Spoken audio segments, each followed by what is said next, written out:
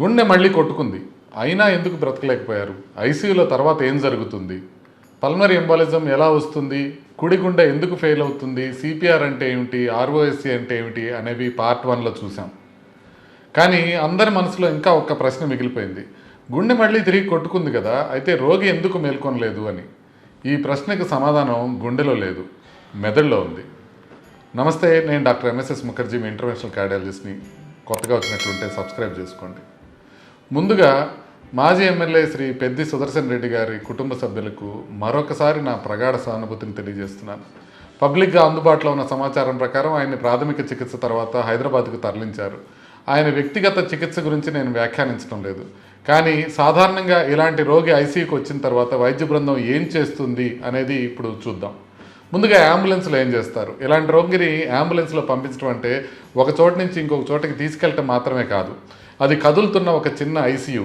రోగి వెంటిలేటర్ మీద ఉండొచ్చు, ఆక్సిజన్ నిరంతరం ఇస్తూనే ఉంటారు, గుండె రిథమ్ని ఈసీజీ ద్వారా నిరంతరం చూస్తూ ఉంటారు, రక్తపోటుని ప్రతి నిమిషము గమనిస్తారు. చాలామందిలో ఆర్టీరియల్ లైన్ ద్వారా నిరంతరంగా బీపీ మానిటరింగ్ కూడా ఉంటుంది. ఆక్సిజన్ స్థాయి ఎలా ఉంది, కార్బన్ డైఆక్సైడ్ ఎలా ఉంది, శ్వాస బాగుందా లేదా, మూత్రం వస్తుందా లేదా, అవసరమైతే బీపీ నిలబెట్టే మందులు, ఇవన్నీ ప్రయాణంలోనే కొనసాగుతాయి. ఎందుకంటే ప్రతి నిమిషము దీంట్లో విలువైంది. హైదరాబాద్కి వచ్చిన తర్వాత మొదటి లక్ష్యం ఏంటి? చాలామంది అనుకుంటారు గుండె కొట్టుకుంటుంది కాబట్టి ప్రమాదం ముగిసింది అని. అది నిజం కాదు. ఐసీయూలో మొదటి లక్ష్యం ఏంటంటే శరీరంలోని ప్రతి అవయవానికి సరిపోయిన రక్త ప్రసారం, ఆక్సిజన్ అందుతుందా అన్నది చూసుకోవడం. వెంటిలేటర్ సెట్టింగ్లు అడ్జస్ట్ చేస్తారు, రక్తంలో ఆక్సిజన్, కార్బన్ డైఆక్సైడ్ స్థాయిలను కొలుస్తారు, ఏబీజీలు చేస్తారు, రక్త పోటు అంటే బీపీ సరిగ్గా ఉందా లేదా, తక్కువ ఉందా లేదా అనేది చూసి అడ్జస్ట్ చేసుకుంటారు. గుండె పంపింగ్ బాగుందా, ఎక్కువ అవసరమా, కిడ్నీలు పనిచేస్తున్నాయా, లివర్ స్పందిస్తుందా, రక్తం గడ్డగట్టే వ్యవస్థ ఎలా ఉంది, అన్నిటినీ ఒక్కొక్కసారి పరిశీలించాల్సిన అవసరం ఉంటుంది. ఇది ఒక్క డాక్టర్ పని మాత్రమే కాదు.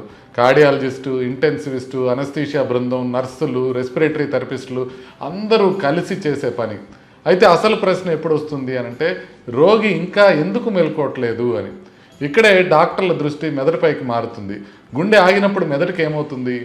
మన మెదడు శరీర బరువులో 2% మాత్రమే ఉంటుంది, కానీ శరీరం ఉపయోగించే ఆక్సిజన్లో సుమారు 20% అది ఒంటరిగానే వినియోగిస్తుంది. అందుకే కొన్ని నిమిషాలు సరిపడా రక్త ప్రసారం లేకపోతే మెదడు కణాలు దెబ్బతినడం ప్రారంభమవుతాయి. సిపిఆర్ ఎంత త్వరగా మొదలైంది, ఎంత నాణ్యంగా జరిగింది, ఆర్ఓఎస్సి ఎంత త్వరగా వచ్చింది అనేవి, ఎంత బాగా సిపిఆర్ చేసినా ఈ టైం అనేది చాలా ముఖ్యమైనది. మరి డాక్టర్లు మెదడు పనిచేస్తుందో లేదో ఎలా తెలుసుకుంటారు? ఇది చాలామందికి ఆశ్చర్యం కలిగించే విషయం. వెంటనే బ్రెయిన్ డెత్ అని ఎవరూ చెప్పరు.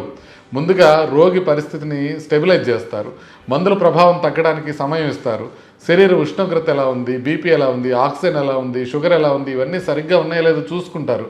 ఆ తర్వాతే న్యూరలాజికల్ పరీక్ష మొదలవుతుంది.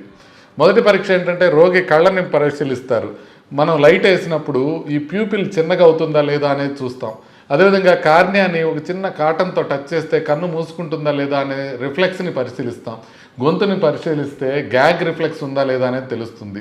ఆ తర్వాత పెయిన్కి రెస్పాన్స్ ఉందా లేదా అనేది చూస్తాం. రోగి తనంతట తనే ఊపిరి తీసుకోవడానికి ప్రయత్నిస్తున్నారా లేదా, ఇవన్నీ చూస్తారు. మెదడు, ముఖ్యంగా బ్రెయిన్ స్టెమ్ పనిచేస్తుందా లేదా అని తెలుసుకోవడానికి ఇవన్నీ చూడాల్సిన అవసరం ఉంటుంది. చాలామంది అనుకుంటారు సిటీ స్కాన్ తీస్తే సరిపోదా అని. కాదు, సిటీ స్కాన్ కానీ, ఎంఆర్ఐ కానీ, ఈఈజీ కానీ ఇవి కొన్ని సందర్భాల్లో ఉపయోగపడవచ్చు, కానీ బ్రెయిన్ డెత్ని నిర్ణయించడంలో ప్రధానమైన ఆధారం క్లినికల్ న్యూరలాజికల్ పరీక్ష మాత్రమే. కొన్ని పరిస్థితుల్లో అదనపు పరీక్షలు కూడా అవసరం కావచ్చు. బ్రెయిన్ డెత్ నిర్ధారణ ఎలా జరుగుతుంది అని అంటే, ఇక్కడ ఒక ముఖ్యమైన దశ ఉంటుంది. రోగికి ఇస్తున్న కొన్ని అనస్థీషియా లేదా సెడేషన్ మందులు ఉంటే గనక అవి మెదడు స్పందనను కొంచెం వరకు తగ్గించవచ్చు. అందుకే వైద్య బృందం ముఖ్యంగా అన్ని సెడేషన్, అనస్థీషియా మెడిసిన్స్ని ఆపేసి ఆ తర్వాత ఆ మందుల ప్రభావం పూర్తిగా తగ్గటానికి సుమారుగా 36 గంటల నుంచి 48 గంటల పాటు చూస్తారు. ఆ టైం తర్వాత కూడా రోగిలో ఎలాంటి రిఫ్లెక్సెస్ లేకపోతే, మరియు అన్ని పరీక్షలు బ్రెయిన్ స్టెమ్ ఫంక్షన్ని లేకపోవడాన్ని చూపిస్తే వైద్య బృందం కుటుంబ సభ్యులకు బ్రెయిన్ డెత్ గురించి తెలియజేస్తుంది.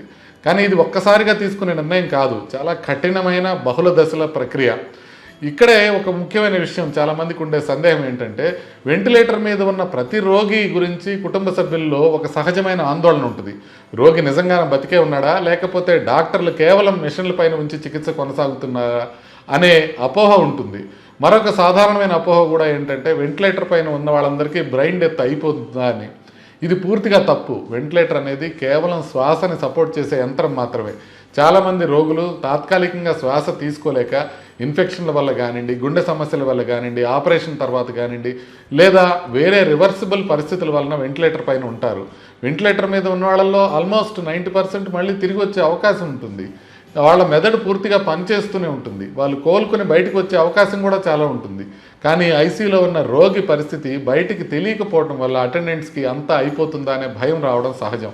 అందుకే వైద్యపరంగా ప్రతి కేసుని విడిగా అంచనా వేస్తారు. వెంటిలేటర్ మీద ఉన్నారు అంటే బ్రెయిన్ డెత్ అయిందని కాదు. ఇది చాలా ముఖ్యమైన విషయం. బ్రెయిన్ డెత్ అంటే ఇది కోమా కాదు, ఇది నిద్ర కాదు, ఇది వెంటిలేటర్ మీద ఉండడం కాదు.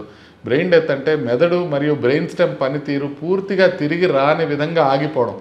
వెంటిలేటర్ వల్ల గుండె కొంతసేపు కొట్టుకోవచ్చు, మందులతో బీపీ నిలబడవచ్చు.